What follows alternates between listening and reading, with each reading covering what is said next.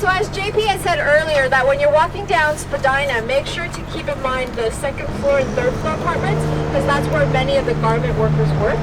So labor, obviously, on Spadina, we had many garment factories. The union movement had a really strong presence here right on Spadina Avenue. And I just want to point that this right across the street, that building was originally two houses. It was started by two men, Sam Ilser and Henry Dorkin, who raised the money by selling shares of $5 each in the late 1920s. And then for 4 decades after it was built in 1929, this building housed many international garment union offices, including the International Ladies Garments Workers Union, the Cloak Makers and Dressmakers Union, the Amalgamated Clothing Workers Union, the Hat, Cap, and Millinery Workers, the Fur Workers. And basically in 1950, a huge hall was added for banquets and speakers. Unfortunately, this, and then JP's holding that picture of the, banquet. The Labor Lyceum, after being here for so long, in 1972 it was moved to Cecil Street, which was the stop that I had made to point out that street to you. And that photo that JP's holding up is the International Ladies Garment Workers Union.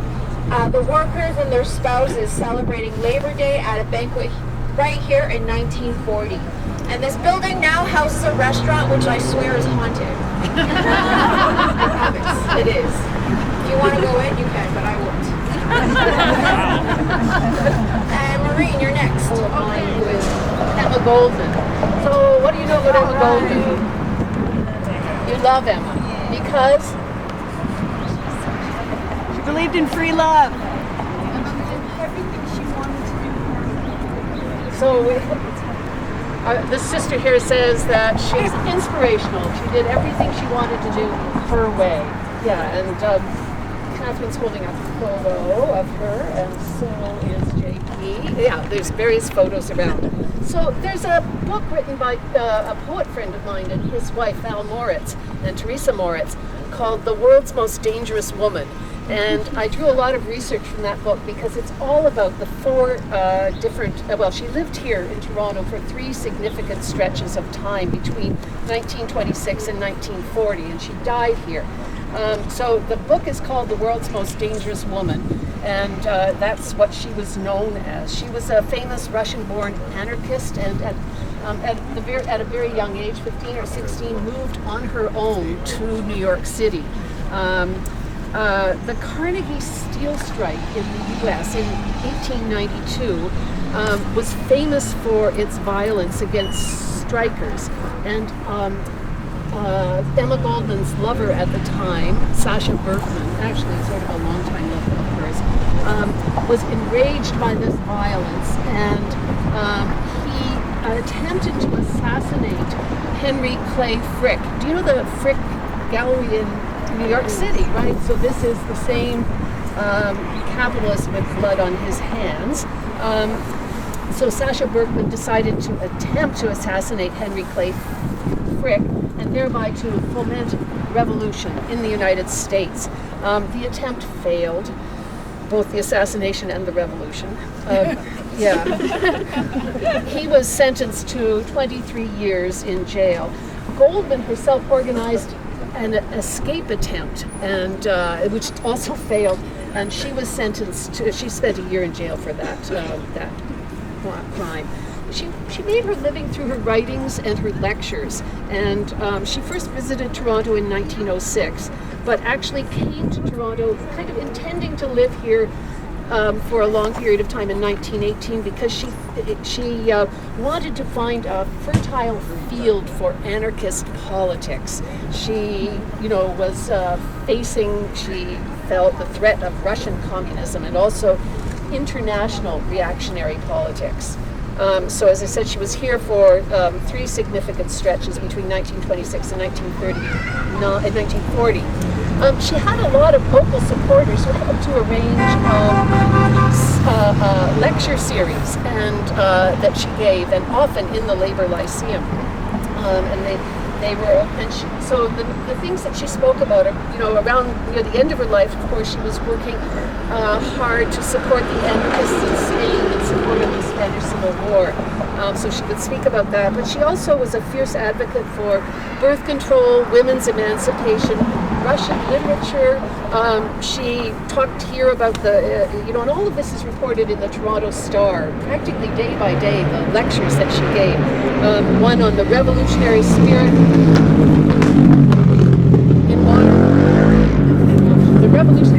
in modern drama, focusing on Gorky, Ibsen, and Shaw. She also spoke on draft resistance and, of course, free love. So, and she's the one who's credited with the declaration, if I can't dance, I don't want to be part of your revolution. She died in a house on Vaughan Road, and on the day after she died, on May 14th, 1940, a 3-hour memorial was held here. In the labor movement, we've always had the like a labor union or urban myth that she lay in state for 3 days. And the book that I've read seems to deny that she got, but there was this 3-hour memorial for her. She was buried. Her body was shipped to the U.S. and she's buried in Chicago. And also, one of the things that we can look up at is the public art that the city had installed when the light rapid transit was installed along Spadina. And there was a proposal to have a piece of art dedicated to Emma Goldman, and that was not accepted.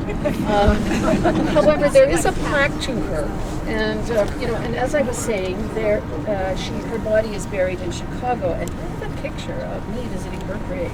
If I can find it, there it is. Because I took a labor history walking tour. It was actually more a bus tour in Chicago.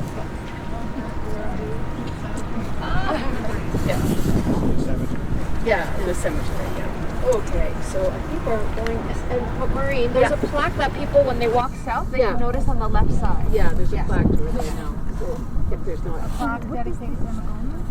Pardon me? A plaque dedicated to Emma Goldman? No, to the Toronto Labor License. But it mentions her. Yeah.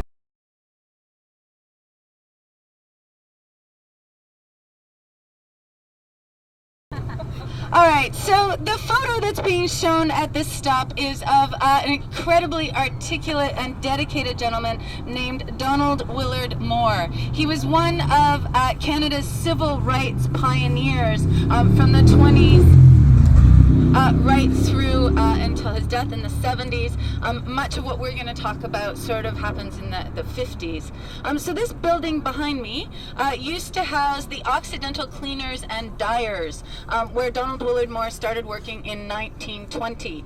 He eventually bought the building and used the shop for community meetings and organizing. Both the West Indian Progressive Association and the Toronto chapter of Marcus Garvey's Universal Negro Improvement Association were founded here in the 1920s. There's a long history of African Canadians in Canada, of course, and often we sort of overlook the history of slavery here. It was less an agriculture or rural phenomena in Ontario and Quebec. It was more an urban domestic slavery in Canada. Blah, blah, blah. So in urban life, Native and African Canadians were primarily put to work in businesses, factories, religious institutions, and private homes. Many wealthy Torontonians were slave owners, including Peter Russell, William Jarvis, after whom Jarvis Street is named, and Colonel James Gray. In 1793, wow, I jumped 200 years. Lord Simcoe passed the first legislation in the British Empire that contained slavery when he banned the export, import, sale, and purchase of slaves. And in 1833, the British Empire passed the law that came into force the next year and abolished slavery across the empire. Slavery continued in the United States, of course, until the Civil War, and many communities in southern Ontario, like Buxton, Dresden, and Windsor, became communities of free and escaped slaves. During the Depression years, black women from those smaller towns in Ontario came to Toronto in search of work, often found jobs as domestics and household servants, and were sometimes paid in used clothing instead of money. Some of the older women worked as cooks and ran entire households for rich families. There was a small community near Bathurst, Huron Street, and Lippincott, black-owned businesses, and the First Baptist Church, which was the oldest black institution in Toronto. During World War II, the economy picked up, but racial discrimination kept black women in many of the most undesirable jobs. And in the 1950s, after World War II, there was a flood of black women recruited from the Caribbean to work as domestics in Canadian homes. The influx of women from the Caribbean had an enormous impact on the black community, and many black businesses grew. They, of course, provided an alternative to working in more racist environments in the larger economy. Eleanor Hayes talks about, when I was in high school, girls wanted to take commercial courses and secretarial courses. They weren't encouraged to do so. We were told, well, who would want to hire you? The openings were in garment factories or knitting mills, anything that wasn't too visible. The excuse they had was that their employees might object. Black activists all over Ontario, including here in this building, had their eye on segregation and the outright exclusionary practices, like being refused service in restaurants, whites-only signs on businesses, that were escalating, particularly in Dresden, Ontario, which started out as an independent black community after the war. In 1954, due to pressure from Ontario's labor and civil rights groups, the Ontario Fair Accommodations Practices Act was passed. It prohibited racial discrimination in offering services to the public. So it said basically if you were going to offer services to the public, you offered it to all of the public. There was a Loose Toronto coalition that weaved together various types of protest to support the activists in Dresden. The Fair Accommodation Practices Act was complaints-based. There was no independent enforcement. So the coalition coordinated a number of test cases, sending students and activists to Dresden to help test and enforce the anti-discrimination laws. This practice ultimately ended the segregation in Dresden. There were sit-ins and demonstrations and lobbying, and this led to the government both passing the Fair Employment Practices Act in '51 and the one I just talked about, the Fair Accommodation Practices Act. These were both a major step towards the creation of the Ontario Human Rights Code in 1962.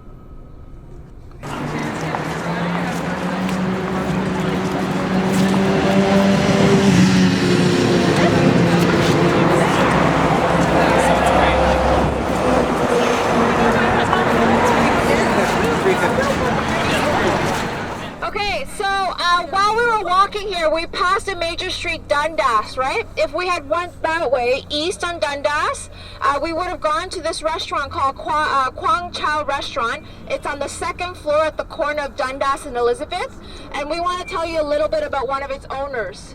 That's not the owner. Yeah. Oh, okay, sorry. I was thinking this picture. She's a child prodigy. I was thinking this picture. We have two photos. Yeah, we have two different photos. Jean Lam.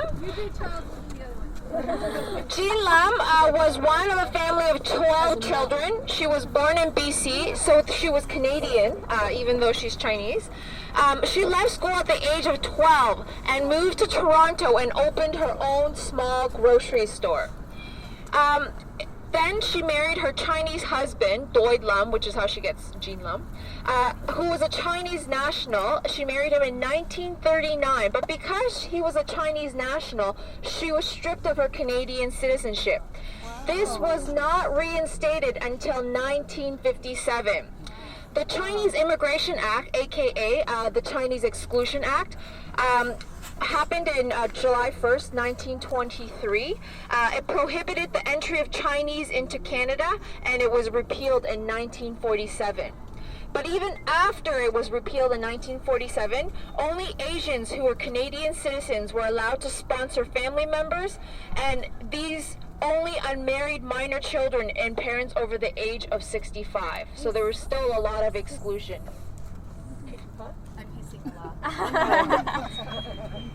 Because of troubles in the 1950s in China, many people wanted to bring over family members, but the vast majority of people here were not Canadian citizens. As a result, concerned Canadians established a committee in 1956 to lobby for the lifting of the sponsorship restrictions and to make family reunification easier. And that's where Jean Lum comes in.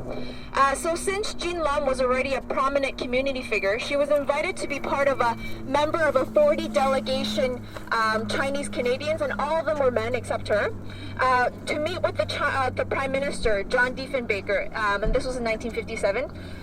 She was the only female member of the delegation, and because he had difficulty hearing, she sat beside him, and he asked her to sit beside him and repeat what was said in the briefing. So she became the unofficial spokesperson of the Chinese community.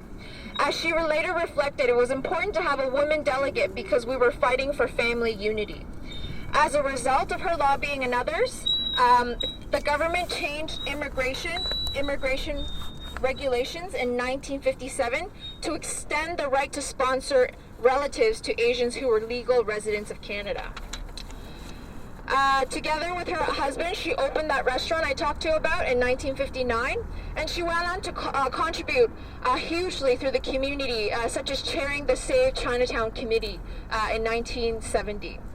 During the 1950s, more than 2/3 of Toronto's Chinatown along Dundas had been destroyed to construct the new City Hall and Nathan Phillips Square, and so Chinatown was relocated to here. Then in 1967, city planners proposed that Chinatown be moved again so that large office buildings could be built north of City Hall, a development that would destroy even more Chinese businesses. Through the Save Chinatown campaign, Lam mobilized support, and the plan was ultimately scrapped in 1969. In 1976, she was awarded Order of Canada, and she died in 2002. There are several documentaries about Jean Lum, 2 by the National Film Board of Canada, and books have been written about her. And if you have interest, watch and read the book Spirit of the Dragon. Thanks.